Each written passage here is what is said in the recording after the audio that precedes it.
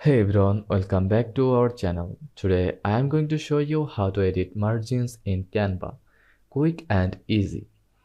First of all, press Shift plus R from your keyboard to enable rulers. Then click and drag from the rulers to create custom guides for precise margins. Adjust element to align them perfectly with your guides.